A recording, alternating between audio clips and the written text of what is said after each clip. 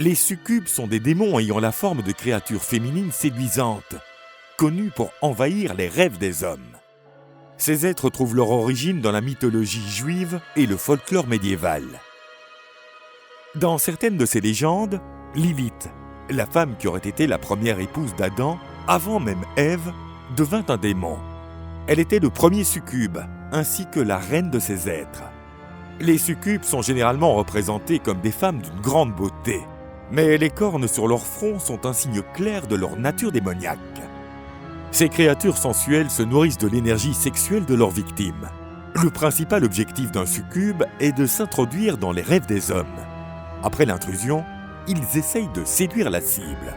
Les succubes sont des êtres dotés d'un grand pouvoir de séduction et sont irrésistibles pour un homme ordinaire. La créature a des rapports charnels avec les hommes pendant les rêves. Pendant que ces hommes se délectent dans un sommeil luxurieux, les succubes drainent leurs énergies vitales. Lorsqu'un homme présente des symptômes tels que l'impuissance ou l'absence de désir sexuel, il peut être diagnostiqué comme étant la victime d'un succube. Chasser ces démons n'est pas facile. Ils agissent pendant que leurs victimes sont vulnérables et endormies. Les succubes peuvent se transformer en l'objet du plus grand désir de leurs victimes, ce qui explique leur irrésistibilité. Mais ces démons n'attaquent pas seulement les hommes, ils prennent aussi des formes masculines.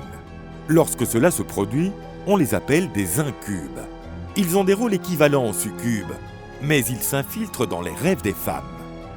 Selon certaines légendes, les succubes extraient le sperme de leurs victimes et ensuite, sous la forme d'incubes, les démons fécondent les jeunes filles pendant les rêves.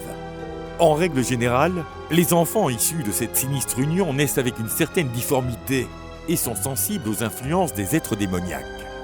Par conséquent, lorsqu'il y avait des rumeurs concernant la naissance d'un enfant d'un incube, le nourrisson était immédiatement rejeté, car il était maudit à la naissance. Selon certaines versions des légendes arthuriennes, le magicien Merlin serait le fruit de l'union d'une femme avec un incube.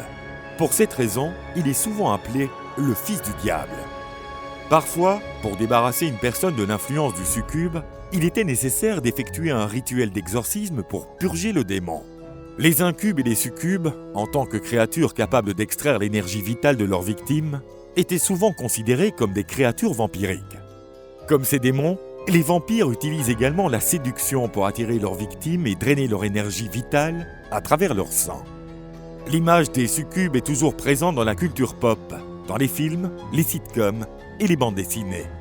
Même avec le passage des siècles, il y a des gens qui croient que ces démons envahissent encore les rêves de leurs victimes.